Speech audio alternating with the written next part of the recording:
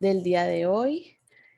Agradecemos a todos por su participación en este espacio de la Semana de la Internacionalización en su sexta edición, País Invitado Italia. Presentamos la actividad denominada La Ópera en Italia.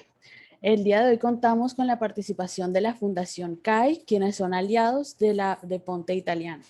La Fundación CAI es una organización sin fines de lucro que busca erradicar la pobreza por medio de la educación musical, basándose en el aprendizaje y en los cambios que genera la música en la vida de los niños desde edades tempranas hasta la juventud, dirigiendo las actividades a los barrios vulnerados de la ciudad de Barranquilla, contando con la participación de jóvenes emprendedores, quienes cuentan con capacidades excepcionales para transmitir sus aprendizajes y lograr el impacto social esperado en la comunidad.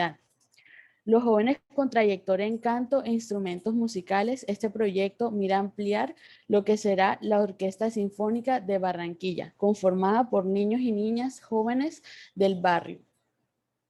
En esta conferencia será dirigida por José Augusto Mejía, quien tenemos presente en sala. Bienvenido y mucho gusto tenerlo el día de hoy. Representante de Fundación CAI, estudió licenciatura en música en la Universidad del Atlántico, con estudios en dirección coral y metodología Kodály del Ferenc Academy en Kecskemét, Hungría.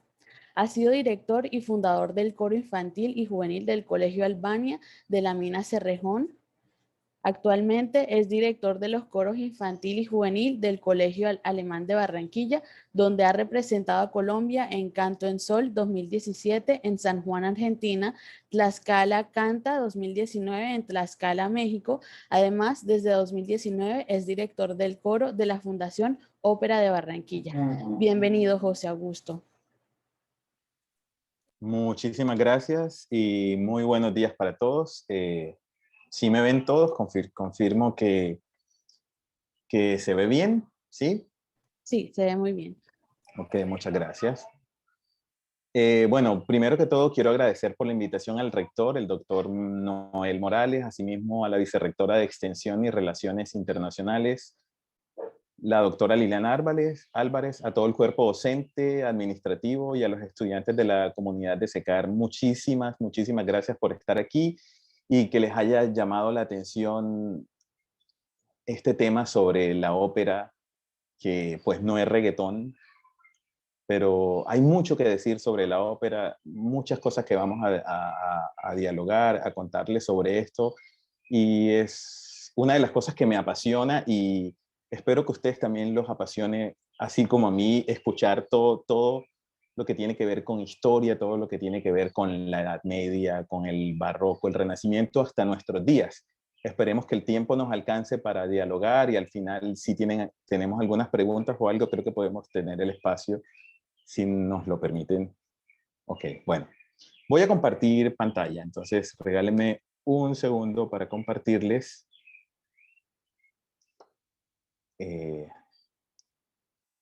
Listo. ¿Sí? ¿Ahí lo ven? ¿Me confirman, por favor, que pueden ver? Sí, sí se observa. Listo, bueno, como ya nos acaba de presentar, nosotros somos la Fundación CAI, que trabajamos con niños, con jóvenes, que buscamos cambiar la comunidad a través del arte y de la música y estamos vinculados también, somos socios estratégicos de la Fundación Ponte Italiano y en este día que estamos hablando sobre Italia como país invitado, qué mejor que hablar de la ópera, que es el gran legado musical que nos ha dejado este hermoso país. Y pues por ahí quisiera empezar hablando sobre la ópera, sobre cómo la ópera ha transformado incluso las sociedades. Transformó la sociedad italiana en el siglo XVI, transformó la sociedad italiana en el siglo XVIII en ciudades como Venecia, como Nápoles, como Padua, muchos lugares. Y no solo eso, no sé si sabían que también la ópera incluso llegó a cambiar la constitución de un país. Fue tanto el auge que tuvo la ópera que un país tan democrático como Bélgica tuvo que cambiar su constitución a raíz de todo lo que implica la ópera. Porque es que la ópera es ambición, la ópera es romanticismo, la ópera es sentimiento, la ópera es sexo, la ópera es desarrollo, la ópera es muerte también, la ópera es sarcasmo, es burla, es dolor.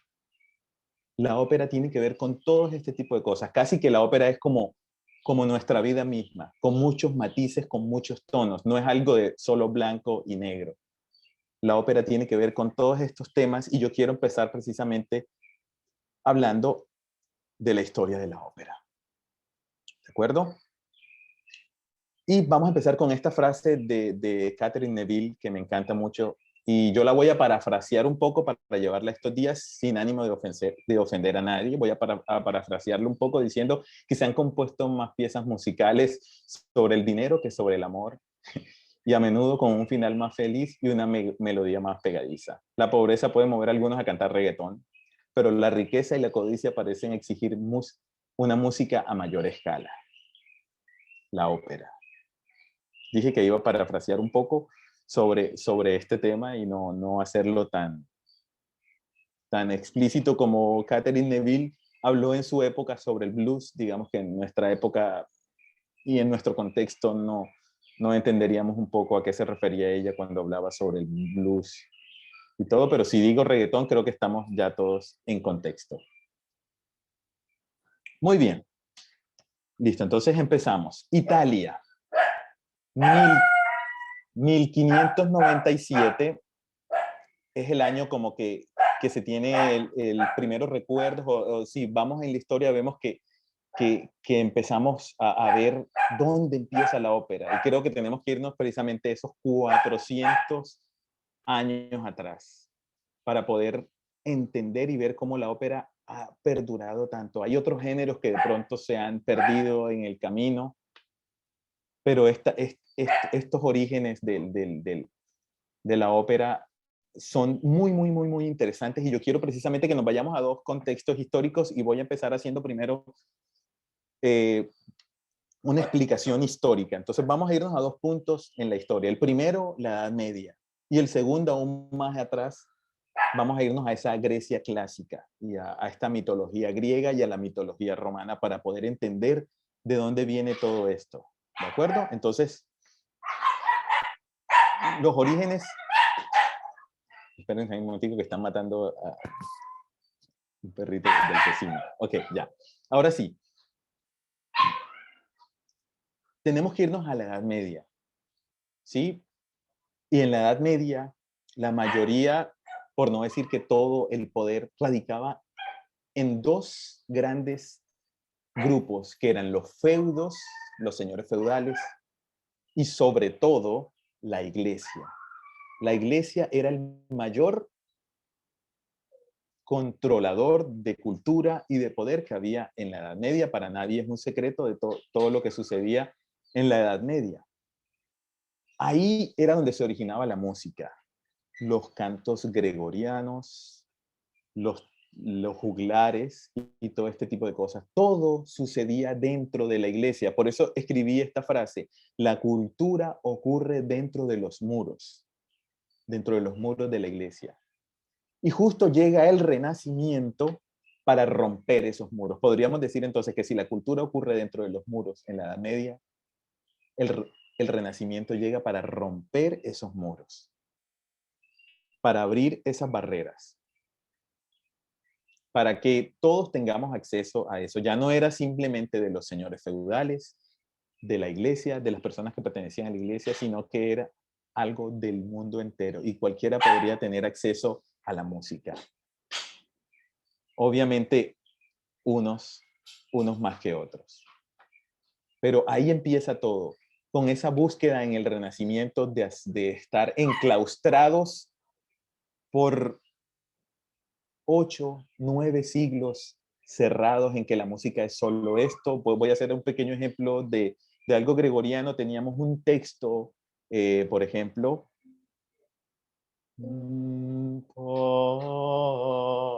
Pater noster.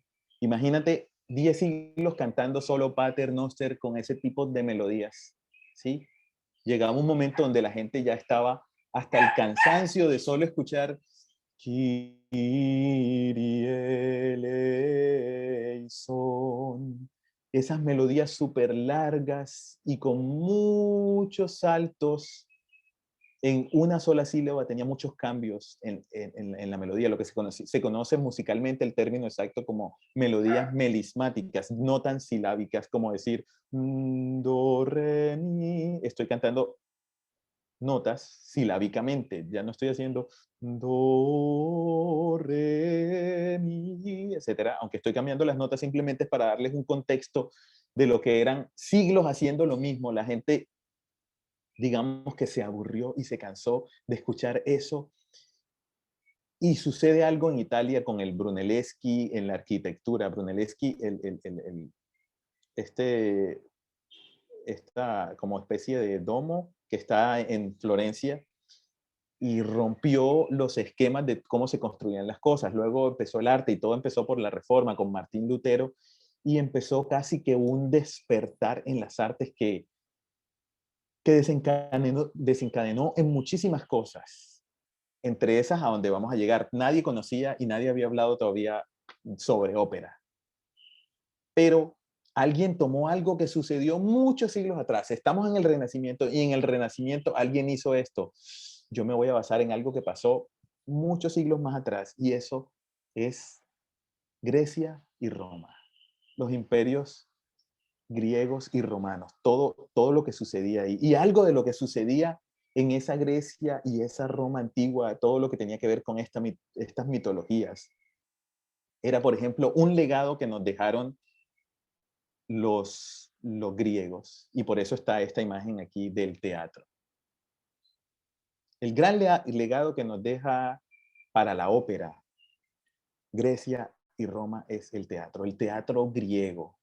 Sí, estas obras, como por ejemplo Morfeo, como por ejemplo Medea, Edipo, Antígona, Oreste, ella, entre otros, pues el teatro tenía algo fascinante en esta época, era que el teatro no tenía la función como hoy en día, que la función es entretener, divertir, hacernos olvidar de muchas cosas, como por ejemplo ir al cine.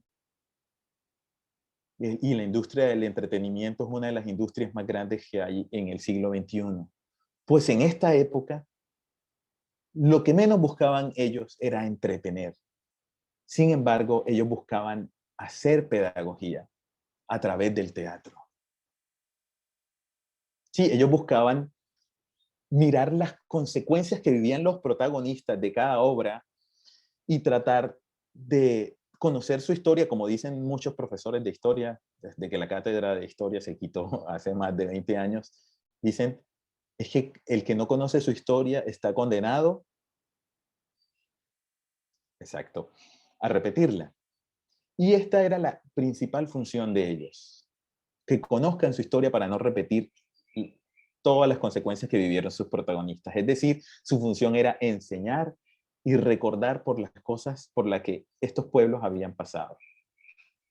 ¿Sí? Pero había algo que tenía mucha importancia dentro del teatro griego. Era algo que se conocía, o un grupo que se conocía como el coro. Y no estoy hablando del grupo de cantantes, yo soy director de coros, pero no tiene que ver nada con lo que yo hacía, con lo que yo hago ahora, con lo que significaba para esta cultura el coro. Voy a explicar qué era el coro. El coro era un grupo, ¿sí?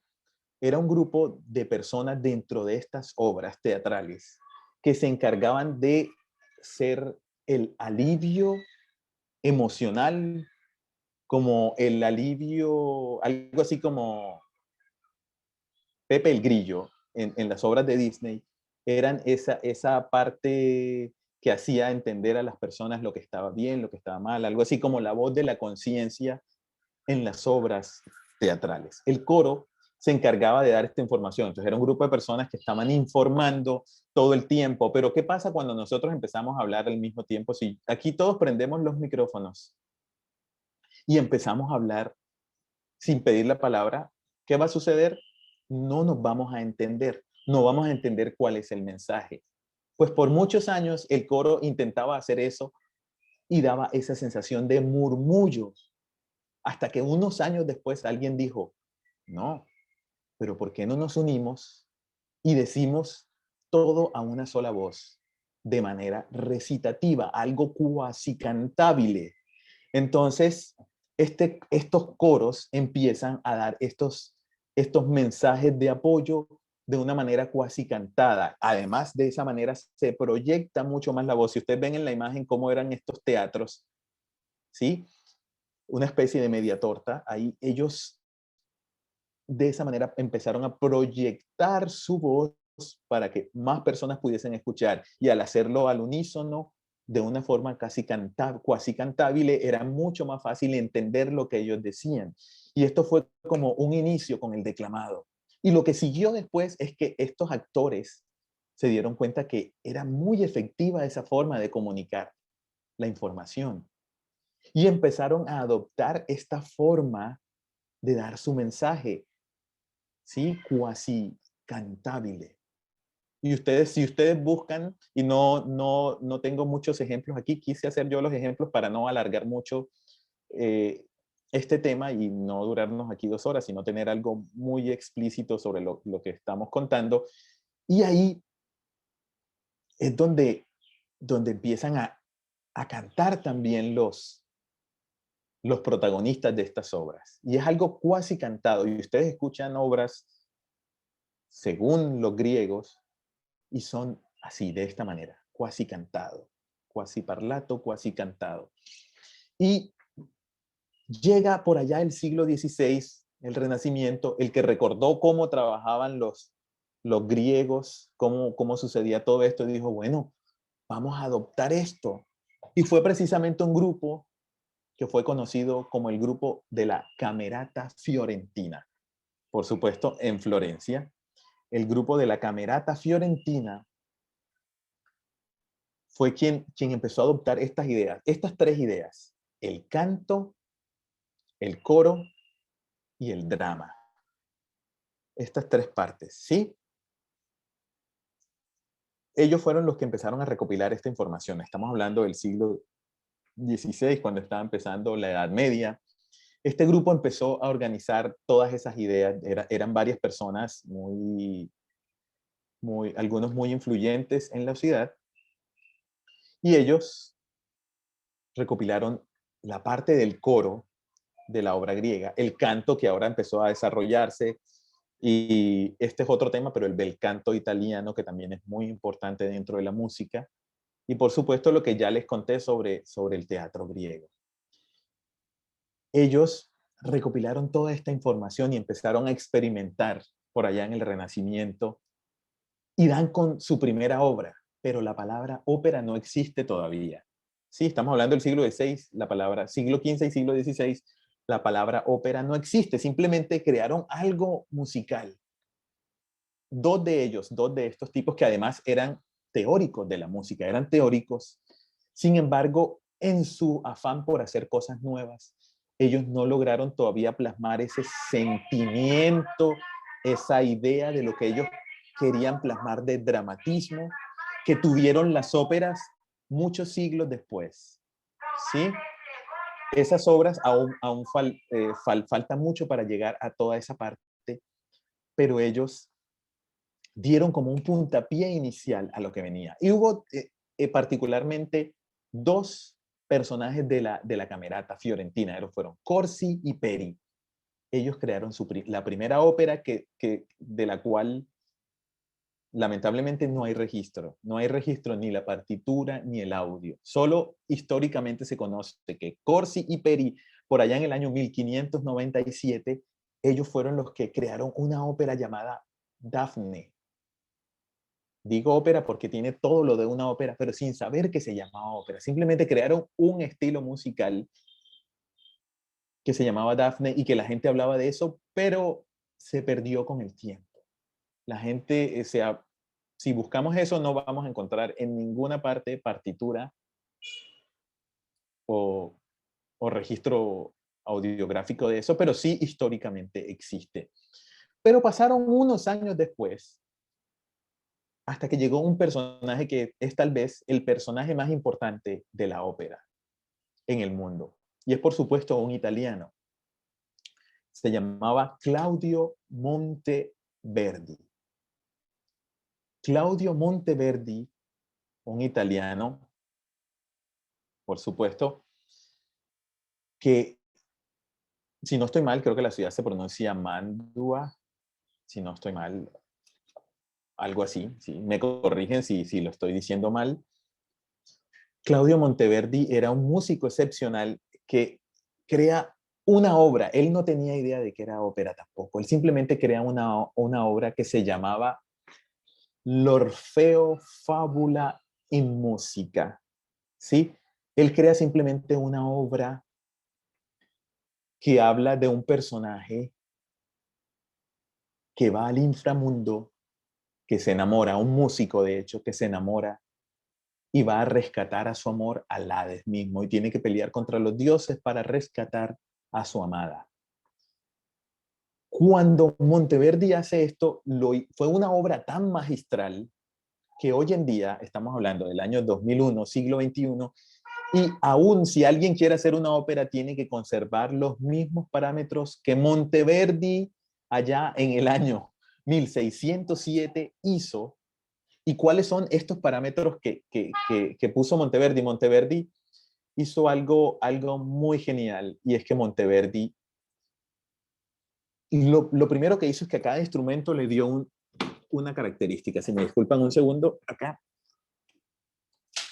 Monteverdi toma la música, veníamos de la música del Renacimiento, veníamos de una música que ya estaban todos aburridos de ella.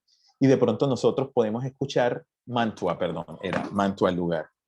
Monteverdi adapta ciertas cosas a su obra. Esta es la partitura de la fábula en música de Claudio Monteverdi cuando se estrenó en la capilla de Mantua en el año 1607, del cual Claudio Monteverdi, por cierto, se casó en esa misma iglesia. Lo triste es que unos meses después de haber estrenado esta obra, su esposa fallece de una infección. Pues en esa época no existía la penicilina y cualquier infección mataba a las personas. ¿Qué hace Monteverdi? Si ustedes escuchan l'Orfeo, cada vez que l'Orfeo va a escena, suena el arpa. Cada vez que los dioses hablan con l'Orfeo o participan de la escena, suenan las trompetas y suena el órgano. Cada vez que suenan los pastores, suena una flauta. Es decir, estaba dándole un sonido, un timbre a cada personaje. Y hasta hoy, hasta el día de hoy, eso se conserva. Tanto así que hay estudios en la materia. De hecho, la música de las películas de terror nos dan terror por la música. Se dice, y esto es un estudio que hicieron, de hecho alguna vez entrevistaron a Wes Craven, que es uno de los mayores productores de películas de horror, de cine de horror, y dijeron que en los años 80 hicieron un estudio para saber que ciertas frecuencias están relacionadas con el llanto del bebé recién nacido, y son frecuencias muy agudas, y esas frecuencias alteran el cerebro porque nuestro cerebro ya está programado para escuchar esas frecuencias y alarmarse. ¿Sí? Nosotros escuchamos ciertas frecuencias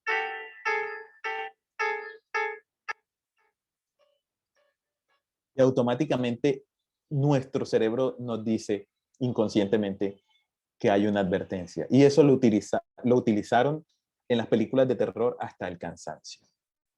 Pero también eso mismo ya Claudio Monteverdi lo estaba utilizando y empezó a utilizar para expresar mejor la música y los sentimientos, empezó a utilizar disonancias. ¿Qué son las disonancias? Fácilmente, si nosotros tenemos, nuestro cerebro automáticamente nos lleva, yo no sé si se escucha este teclado, pero esto es consonancia.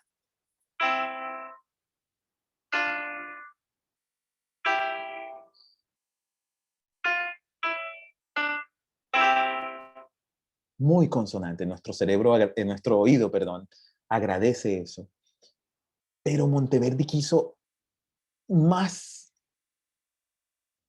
cosas y más elementos para mostrar el sentimiento y todo lo que quería expresar con su obra, y empezó a agregar disonancias, como por ejemplo esto. Nosotros escuchamos esto y nuestra mente nos dice, por favor, resuelve eso. Y sentimos todos que hay un descanso. Lo repito, tensión, disonancia. Nuestro cerebro nos está diciendo, falta algo. La resolución. Monteverdi se volvió un experto haciendo esto en sus óperas y en sus obras, y de ahí en adelante todo el mundo empezó a utilizarlo hasta el día de hoy, y todo el ejemplo que di sobre esto. Además, que Daphne y todo lo que se había escrito antes se hacía sobre personajes históricos, personajes mitológicos. Pero Monteverdi empezó a utilizar personajes reales, ¿sí? Bueno, Orfeo era, de hecho, un personaje mitológico. Pero Monteverdi hizo su última ópera por allá en el año, si no estoy mal, 1643. Hace su última ópera que se llama La Papua. Se llama la... Sí, aquí la tengo. Un segundito, ya le digo, el nombre de su última obra se llama, se me olvidó el nombre, La Incorporación de Hipopea. La Incorporación de Hipopea. Esa fue su última obra, antes de morir. Pero todo lo que pasó después, él no se lo imaginó. Después de eso, se crearon, empezó a desarrollarse la ópera, aún sin saber que era ópera, porque ese término se utilizó muchos años después. Él empezó a utilizar ciertos elementos, como por ejemplo la obertura. ¿Sí? Vamos a ver si ustedes pueden escuchar un fragmento de la obertura. Me dicen si el audio se escucha y yo les muestro ejemplos sobre obertura para que podamos tener aquí, bueno.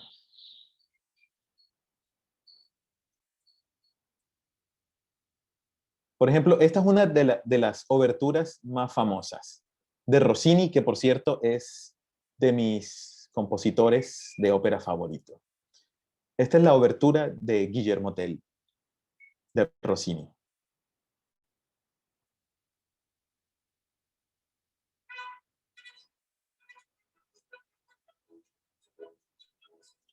Pregunta, ¿alcanzan a escuchar? ¿Se escucha el audio? No, se escucha muy No, bajito. muy bajito, listo. Me voy a quitar. Voy a subirle volumen. Vamos a ver si alcanzan a escuchar. ¿Me confirman, por favor? ¿Ahora? Sí, sí, se escucha.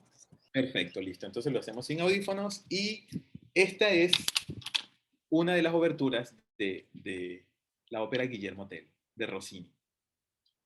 La escuchamos un segundo.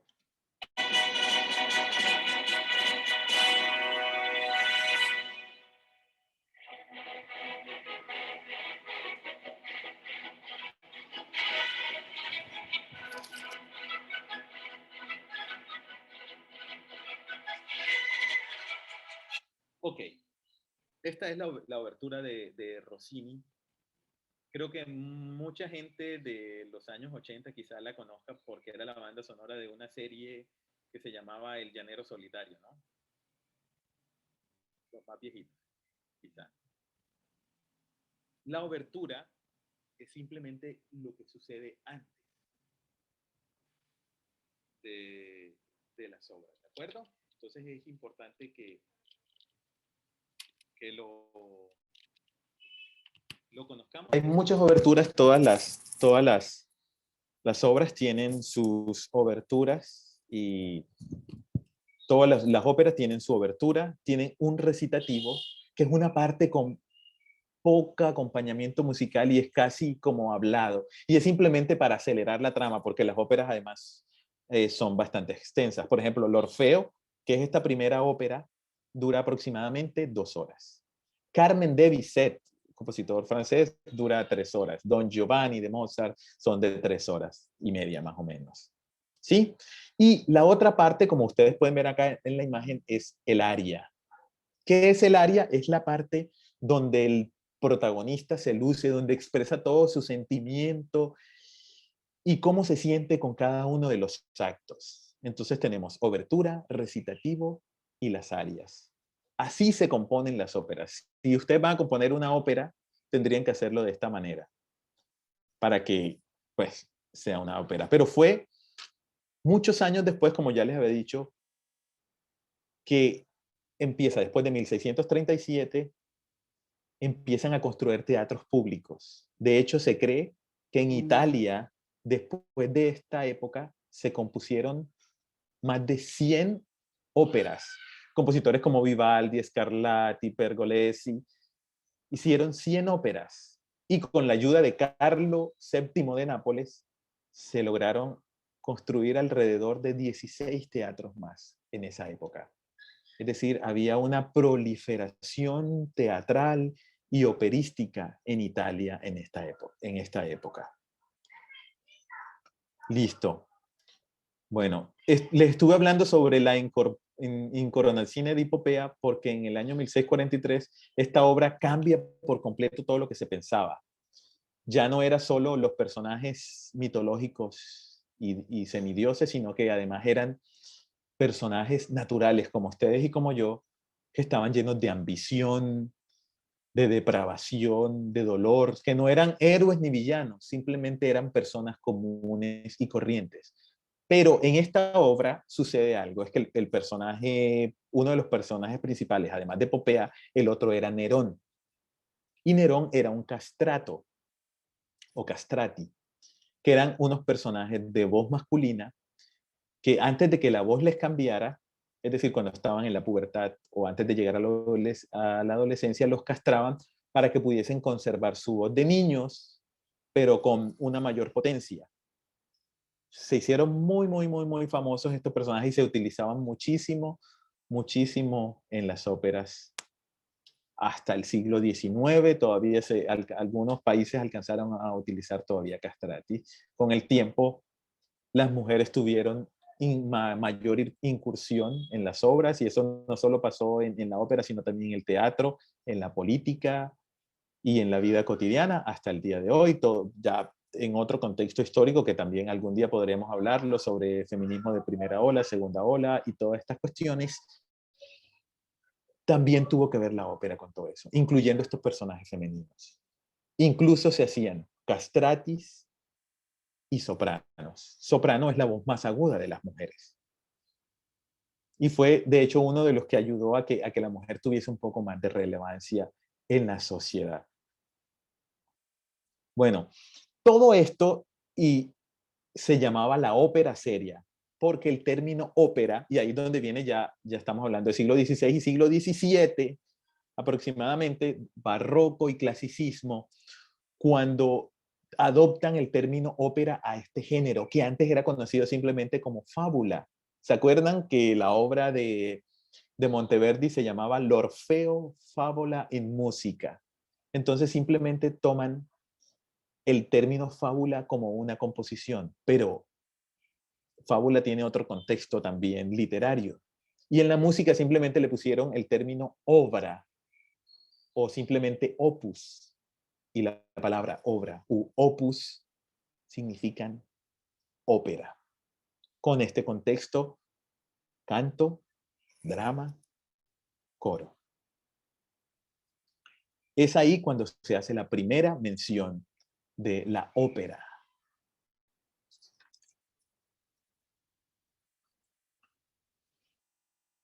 Bueno, luego de esto avanza el tiempo y la gente también, como todo, empieza a evolucionar. Ya no son las óperas serias, se le llamaba la ópera seria, sino que los personajes empiezan a satirizar un poco. Y uno de los que comenzó a hacer este atrevimiento, por llamarlo de alguna manera, que además su vida toda fue un total atrevimiento en todos los sentidos. Estoy hablando de Wolfgang Amadeus Mozart. Mozart empezó un movimiento que se llamaba la ópera buffa, que era simplemente algo satírico, algo cómico, pero algo también trágico. Todos los personajes se morían, todos los personajes terminaban de la peor manera. Pero esto tuvo un auge sobre todo en Nápoles a mitad del siglo XVIII. Y todos los compositores empezaron a hacer óperas, ópera bufa. Incluso Händel, que era un compositor, Georg Friedrich Händel era un compositor alemán, se va a Nápoles a ver qué pasa allá. Bueno, ¿qué es lo que está pasando en Nápoles? Que todo el mundo está hablando de un nuevo género, queremos ir a escucharlo. Se va Händel a empaparse de todo eso y él lleva luego todo eso a Inglaterra, porque Händel no pudo volver a Alemania porque de hecho tuvo ciertos conflictos y fue desterrado, y en Londres hace una ópera basado precisamente en Italia, que es la ópera de Händel que se llama Julio César. Y la ópera empezó a tener un largo trajinar a través de los siglos. En el siglo XIX, por ejemplo, compositores como Richard Wagner también hicieron óperas de otra manera. De hecho, fue tan grande lo que hizo Richard Wagner con una de sus obras, que en Bayreuth, una ciudad de Alemania, se construyó un teatro solamente para sus obras. Es decir, sus obras tienen unas condiciones y unas características especiales que tuvieron que construir este teatro para poder hacer ahí sus obras. No se pueden hacer obras en otro lado por el tipo de instrumentos y las dimensiones que pidió Richard Wagner, que además tenía su mecenas, que era el rey Luis II de Baviera, que digamos que lo apoyó, era su patrocinador ciego, casi, a ciegas. Esto duró muchos años, la ópera bufa, la ópera seria. Italia exportó ópera por todo el mundo. Llenó Europa de ópera, desde Inglaterra hasta Alemania, hasta Grecia, hasta Rusia, llegó la ópera. Pero esa ópera también trascendió y llegó hasta Latinoamérica, ¿sí? Con los españoles, con los británicos al norte, con los neerlandeses que también invadieron algunas regiones, con los portugueses, trajeron también parte de esa música y de ese legado.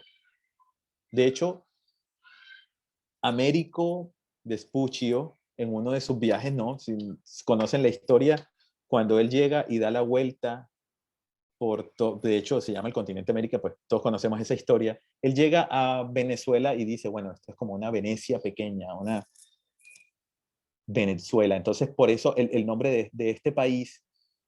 Y de hecho, muchas de las cosas que sucedieron a inicios del siglo XIX estaban en estas colonias de italianos que estaban en Latinoamérica, como en Venezuela, como en México, y empezaron como a traer músicos de allá. Y si ustedes, hay un recuerdo que yo tengo vago en mi niñez, bueno, en mi adolescencia, leyendo Cien años de soledad, cuando este músico italiano y Amacondo traen esta pianola súper grande y uno de estos, ahora no recuerdo la historia, si Remedios o uno se enamora de este músico. Y es la historia, precisamente está Gabriel García Márquez narrando la historia que hemos vivido nosotros. Cómo estos inmigrantes llegan y nos traen la música. Siglo XIX hay compositores mexicanos, colombianos y venezolanos que alcanzaron a componer óperas basados en la estrategia que había utilizado Claudio Monteverdi también. De hecho, si nosotros nos vamos mucho más acá, al siglo XX, por ejemplo, y hay un compositor cordobés también, muy famoso, sobre todo afuera, no tanto en Colombia, Francisco Sumaqué. Lo digo porque sé que en Sincelejo está también pues, muy cerca de Montería, y Francisco Sumaqué es uno de estos que compuso una ópera alguna vez.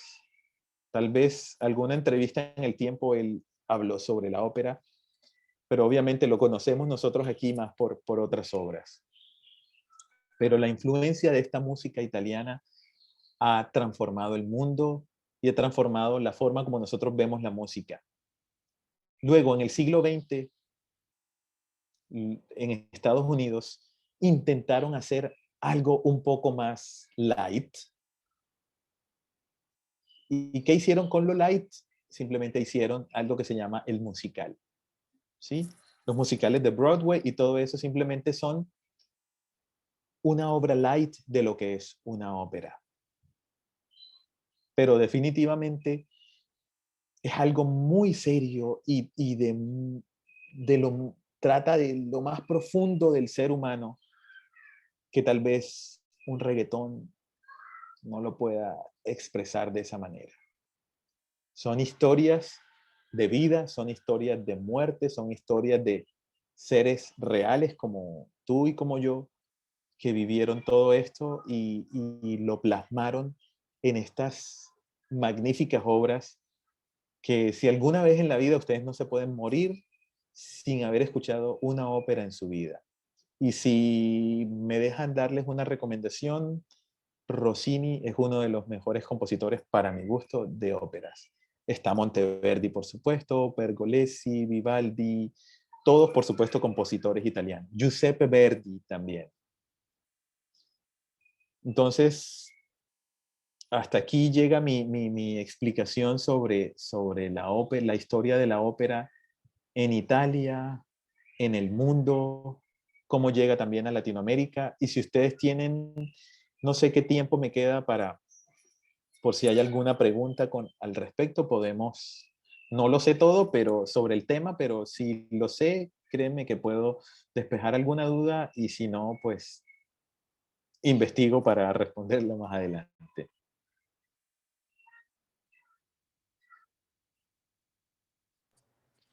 Muchas gracias, profesor José Mejía, por esta presentación.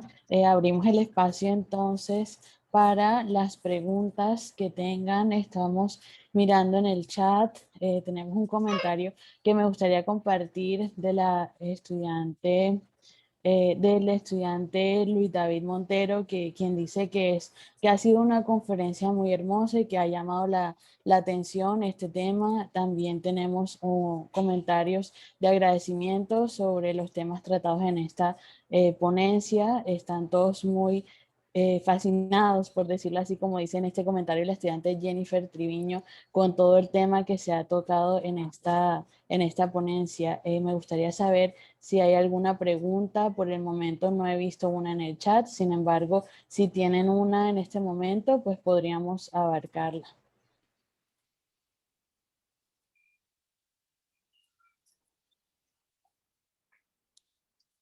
Hay una pregunta del estudiante Dubán Mendoza, quien pregunta ¿cuál es la primera ópera conservada? Dubán, hola Dubán, ¿cómo estás? Sí, al principio dijimos que Dafne fue la primera ópera de la que no hay registro, pero l'Orfeo, la fábula en música, es la primera. Ahí creo que les había mostrado el documento donde está esa primera impresión, esa primera imprenta de esta ópera, l'Orfeo, que es la fábula de Orfeo. Muchas gracias, ya Jennifer contestó. Así es. Muchas gracias por su respuesta. Ahora tenemos la pregunta de la estudiante Nike Silvera. ¿Cuál fue la primera ópera que llegó a Colombia? ¿Cuál fue la primera ópera que llegó a Colombia? Bueno, desconozco sobre todo porque en esta época no existía Colombia, sino que era el reino de Nueva Granada.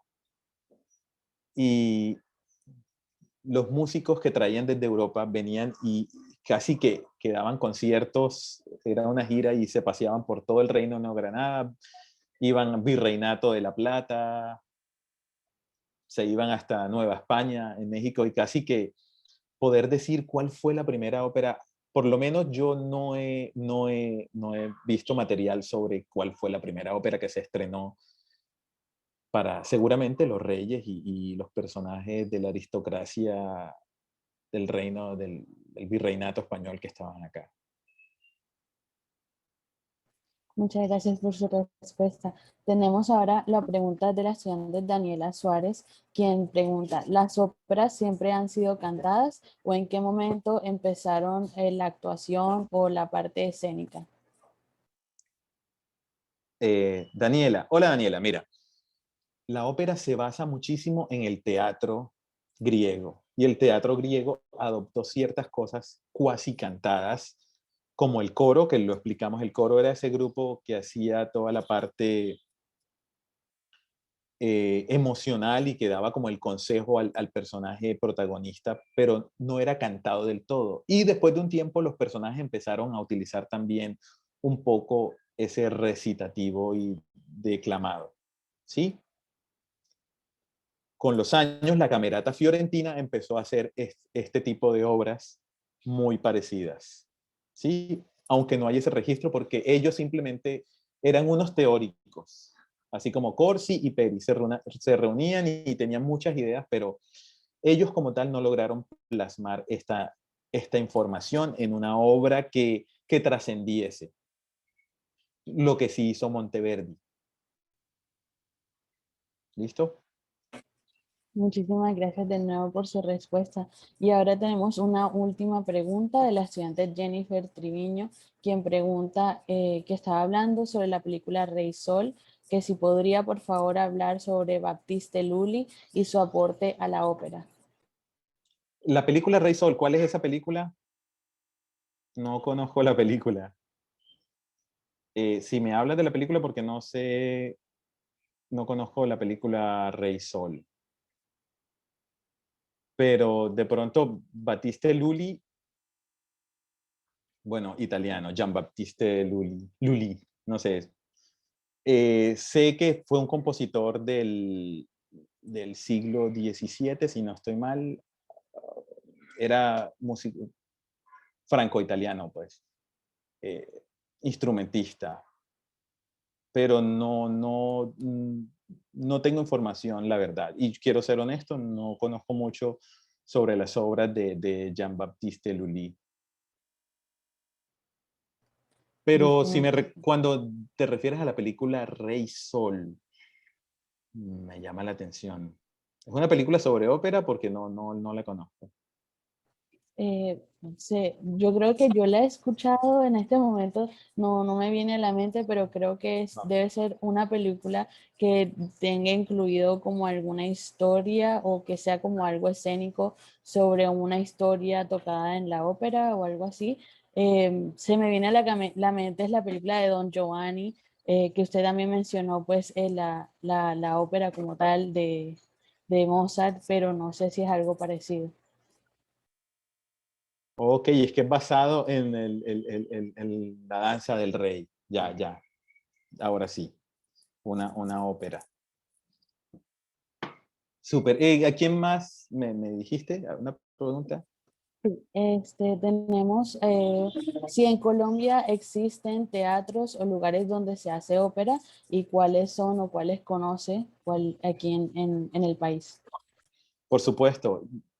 Ya no nos limitamos a un lugar para hacer ópera. Ya podemos hacer ópera casi que en cualquier teatro. Obviamente hay ciertas limitaciones, pero Bogotá, de hecho existe el coro de la ópera de Colombia en Bogotá y ellos estuvieron, de hecho, en Barranquilla estuvieron en el 2019 se hizo la novena sinfonía de Beethoven por primera vez en Barranquilla.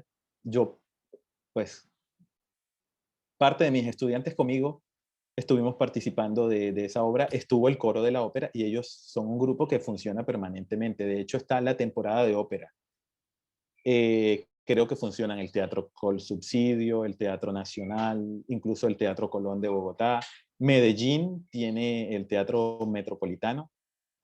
Medellín tiene óperas. En Barranquilla, hasta que existió el Teatro Mira la Rosa, se alcanzaron a hacer algunas, y es que tiene ciertas restricciones. Por ejemplo, el teatro necesita una fosa. Algunos años yo estuve en el Teatro Municipal de Sincelejo y sé que tenía una fosa, bueno, hace años no voy, pero su fosa, precisamente la fosa es para eso, la orquesta está debajo tocando y arriba están los actores, los músicos, los cantantes, en toda la escenificación de la obra. Así que si tiene esos dos requisitos, se puede hacer una ópera. Ay, Qué bueno, y muchísimas gracias por su intervención y su presencia en esta sexta edición de la Semana de Internacionalización País Invitado Italia, por compartir todo sobre la ópera en Italia y sus conocimientos, así como también compartirnos un poco en este espacio de preguntas más sobre la ópera y sobre dónde encontrar esos espacios en Colombia. Creemos que este ha sido un espacio bastante gratificante e interesante, así como lo ha podido ver en los comentarios del chat. Creo que los estudiantes también están muy gratificados por toda esta información y este espacio. Así que damos por finalizada las preguntas y habiéndose agotado el tiempo, nos disponemos a cerrar la conferencia La Ópera en Italia. Expresamos nuevamente nuestra gratitud hacia los asistentes y a usted, José Mejía, nuestro invitado especial, por su participación en este espacio. Les invitamos a continuar participando en los eventos programados para la Semana de la Internacionalización y seguirnos en nuestras redes sociales @unisecar y orisecar, así como también las cuentas de la Fundación CAI, a través de las cuales también estaremos en SECAR haciendo cobertura de este evento e informando sobre actividades similares para toda la comunidad y claro, para seguir la Fundación CAI, seguir aprendiendo sobre la música, sobre la ópera y seguir compartiendo y promocionando la cultura aquí en el territorio. Muchísimas gracias de nuevo, José Mejía, y a todos un feliz día.